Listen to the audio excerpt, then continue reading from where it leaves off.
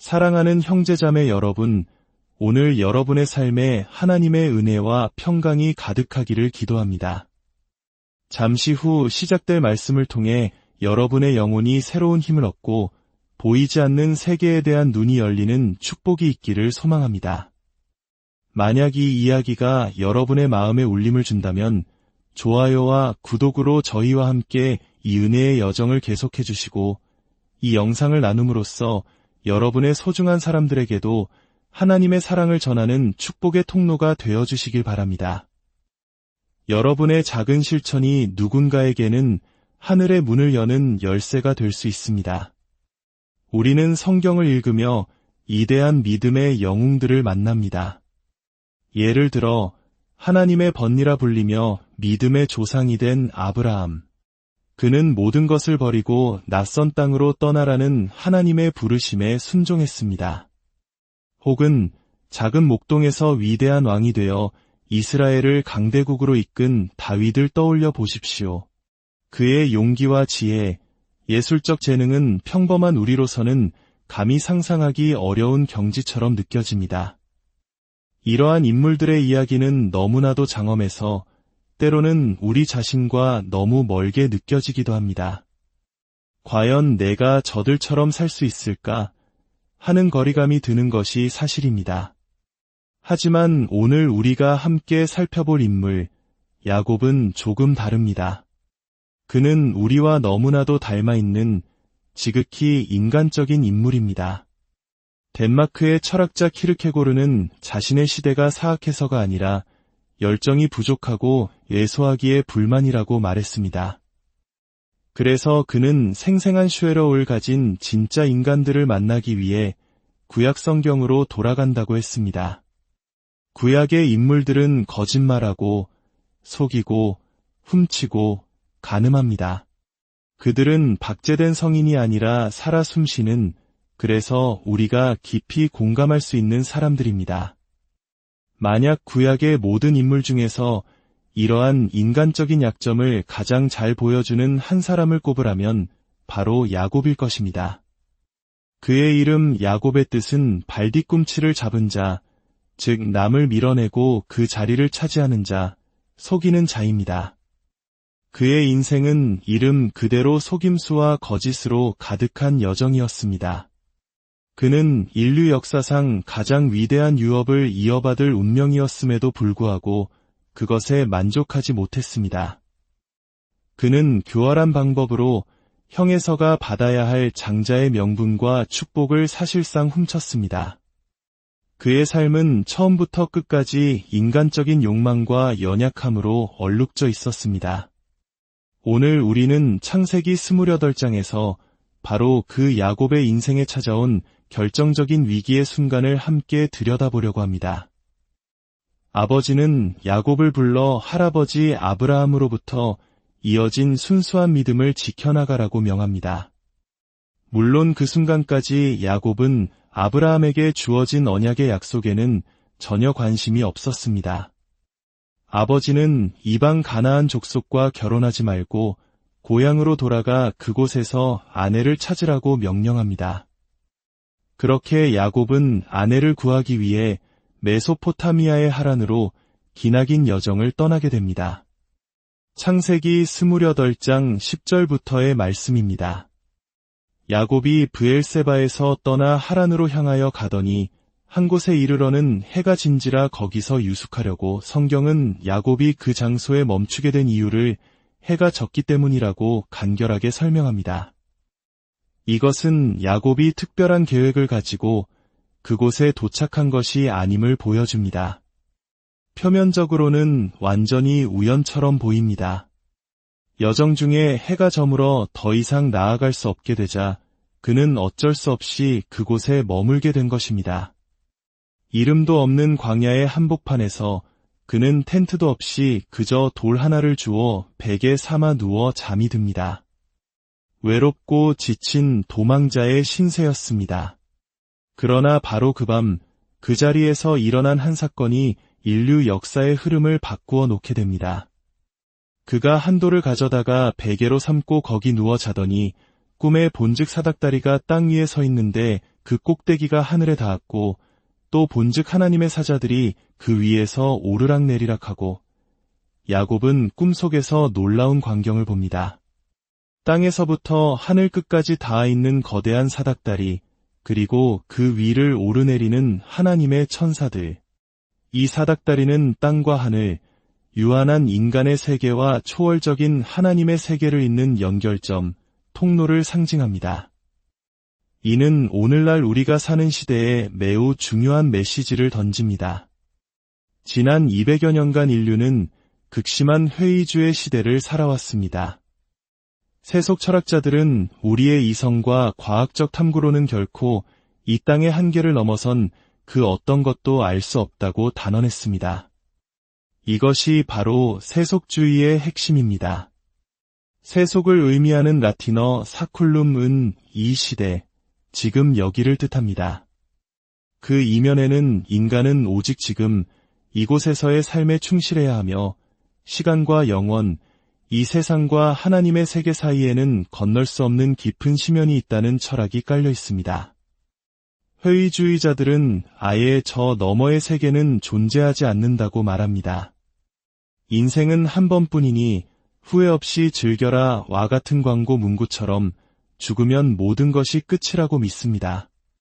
불가지론자들은 조금 다릅니다. 그들은 저 너머에 무언가 있을지도 모르지만 우리가 그것을 알 방법은 전혀 없다고 말합니다. 물론 오늘날에도 수많은 사람들이 어떤 형태로든 신의 존재를 믿는다고 답합니다. 이름도 얼굴도 없는 막연한 절대자나 초월적 힘 같은 것이지요. 하지만 우리의 실제 삶은 어떻습니까? 마치 하나님이 존재하지 않는 것처럼 살아갑니다. 이론적으로는 유신론자이지만 실제적으로는 무신론자인 셈입니다. 현대인은 하나님이 부재하는 세상, 하나님과의 깊은 단절감 속에서 살아가고 있습니다. 살아계신 하나님의 임재를 일상 속에서 느끼지 못합니다. 하나님을 믿는다고 말하는 사람들조차도 하나님을 저 멀리 우리 삶과 동떨어진 분으로 여기는 경향이 있습니다. 그래서 우리는 성경을 읽을 때때로 좌절감을 느끼기도 합니다. 성경 속에서는 하나님이 불타는 떨기나무 가운데 나타나시기도 하고 놀라운 기적들을 행하시는 것처럼 보이기 때문입니다. 마치 구약시대 사람들은 늘 하나님의 임재를 생생하게 느끼며 살았을 것이라고 착각하기 쉽습니다. 하지만 그것은 사실이 아닙니다. 아브라함과 다윗, 그리고 예수님 사이에는 수백, 수천 년의 시간이 흐르고 있습니다. 야곱 역시 마찬가지였습니다. 그는 분명 모닥불가에 둘러앉아 할아버지와 아버지가 들려주는 하나님을 만났던 특별한 경험들에 대한 이야기를 들으며 자랐을 것입니다. 하지만 야곱 자신의 삶은 21세기를 살아가는 우리와 크게 다르지 않았습니다. 그는 하나님을 직접 본 적이 없었습니다. 그를 위한 불타는 떨기나무도 구름 기둥도 하늘에서 들려오는 음성도 없었습니다. 그는 신학적인 지식과 가문의 역사는 배웠을지언정 초월적인 하나님과의 인격적인 만남은 그에게 너무나도 낯선 이야기였습니다. 그는 하나님이 부재한다고 느끼는 깊은 영적 고독 속에서 살아가고 있었습니다. 오늘날 대다수의 사람들이 그러하듯이 말입니다. 바로 그렇기 때문에 그날 밤의 경험이 야곱에게는 그토록 충격적이었던 것입니다. 비록 꿈이었지만 그는 그 꿈 속에서 하늘과 땅을 잇는 다리를 보았습니다. 그리고 그 사닥다리 위에서 하나님의 천사들이 오르내리며 하늘의 차원과 땅의 차원을 자유롭게 오가는 것을 목격했습니다. 그는 자신의 육신의 눈으로는 볼 수 없었던 영적인 실제를 꿈을 통해 보게 된 것입니다. 야곱의 사닥다리 이야기는 구약 성경에서 오직 이곳에만 등장합니다. 마치 단 한 번 나타났다 사라지는 것처럼 보입니다. 그러나 수백 년의 세월이 흐른 뒤 신약 성경에서 이 사닥다리가 다시 한번 등장합니다. 바로 요한복음 1장에서입니다. 예수님의 제자들이 된 사람들이 흥분에 차서 친구들을 찾아 나섭니다. 빌립이 친구 나다나엘을 찾아가 외칩니다. 우리가 메시아를 만났소. 하지만 나다나엘은 회의적이었습니다. 메시아를 어디서 만났는데? 그가 어디 출신이요? 빌립이 나사렛 출신이요라고 답하자 나다나엘은 코웃음을 칩니다. 나사렛에서 무슨 선한 것이 날 수 있겠소? 오늘날로 치면 아무도 주목하지 않는 아주 작은 시골 마을에서 이대한 인물이 나왔다고 말하는 것과 같았을 겁니다. 빌립은 말합니다. 와서 보시오. 나다나엘이 예수님께 다가오는 것을 보시고 예수님께서 말씀하십니다. 보라, 이는 참으로 이스라엘 사람이로다. 그 속에 간사한 것이 없도다. 예수님은 처음 보는 나다나엘의 중심을 꿰뚫어 보셨습니다. 놀란 나다나엘이 어떻게 저를 아시나이까? 라고 묻자 예수님은 내가 무화과나무 아래에 있을 때에 보았노라고 대답하십니다. 예수님의 초자연적인 능력에 압도된 나다나엘. 그러나 예수님은 이제 시작일 뿐이라고 말씀하십니다. 내가 나를 믿느냐? 이보다 더 큰 일을 보리라. 진실로 진실로 너희에게 이르노니 하늘이 열리고 하나님의 사자들이 인자 위에 오르락내리락 하는 것을 보리라. 예수님은 무엇을 말씀하고 계신 것일까요?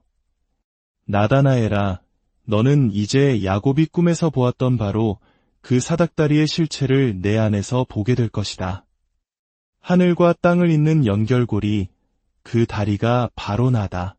사람이 하늘로 오르려 애쓴 것이 아니라 하늘이 이 땅에 내려왔다. 내가 바로 그 길이며 진리이며 생명이다. 하늘로 가고 싶으냐? 나를 통해야만 한다. 이것이 바로 현대인들이 놓치고 있는 진리입니다. 예수 그리스도가 바로 육신을 입고 이 땅에 오신 하나님, 임마누엘, 즉 하나님이 우리와 함께 계시다는 사실 말입니다. 야곱이 꿈과 같이 강렬한 경험을 했다면 그 자리에서 즉시 변화될 것이라고 생각하기 쉽습니다. 하지만 대부분의 성서학자들은 야곱의 진정한 회심은 창세기 28장이 아니라 수년의 세월이 흐른 뒤인 32장에서 일어났다고 봅니다. 그곳에서 야곱은 또다시 밤에 하나님의 천사와 씨름을 합니다. 그의 영혼을 건 타이타닉한 사투는 밤새도록 이어지고 마침내 야곱이 항복했을 때 하나님은 그의 이름을 바꿔주십니다. 속이는 자라는 뜻의 야곱에서 하나님과 겨루어 이겼다는 뜻의 이스라엘로 말입니다. 놀라운 것은 하나님께서는 야곱이 진정으로 회심하기 수년 전에 먼저 그를 찾아오셨다는 사실입니다. 꿈속에서 하나님은 사닥다리 위에 서서 말씀하십니다. 나는 여호와니 너의 조부 아브라함의 하나님이요 이삭의 하나님이라. 내가 누워있는 땅을 내가 너와 내 자손에게 주리니 땅의 모든 족속이 너와 내 자손으로 말미암아 복을 받으리라. 내가 너와 함께 있어 내가 어디로 가든지 너를 지키며 너를 이끌어 이 땅으로 돌아오게 할지라. 내가 내게 허락한 것을 다 이루기까지 너를 떠나지 아니하리라. 이것이 바로 성경이 증언하는 하나님의 모습입니다. 우리가 그분께 항복하기도 전에 먼저 우리에게 자신을 내어주시는 주권적인 하나님.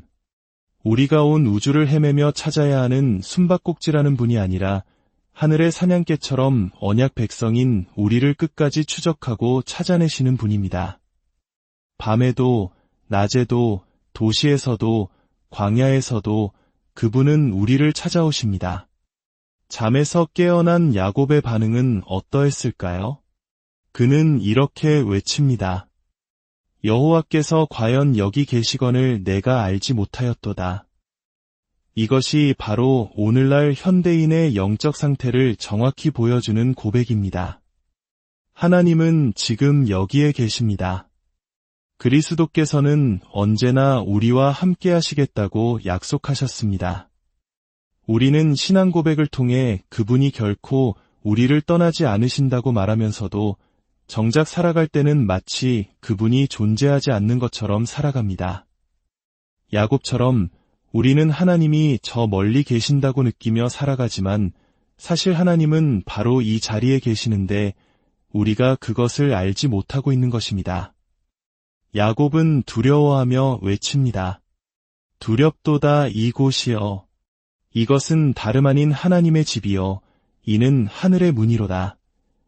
그리고 그는 그곳의 이름을 베델, 즉 하나님의 집이라고 부릅니다. 야곱이 베개 삼았던 그 돌이 있던 장소는 훗날 예루살렘 다음으로 이스라엘 역사상 가장 중요한 성소가 됩니다. 그 밤, 그 자리에서 하늘과 땅 사이의 간격이 메워졌고 단 한 사람, 야곱이 하나님의 살아계신 임재를 깨달았기 때문입니다. 이것은 마치 선지자 엘리사의 이야기와 같습니다. 적국의 왕이 엘리사를 잡기 위해 수많은 병거를 보내 도단성을 포위했을 때 그의 사환은 아침에 일어나 성을 둘러싼 적군을 보고 공포에 질렸습니다. 그가 엘리사에게 달려가 내 주여, 우리가 어찌하리이까라고 절규하자 엘리사는 태연하게 대답합니다. 두려워하지 말라.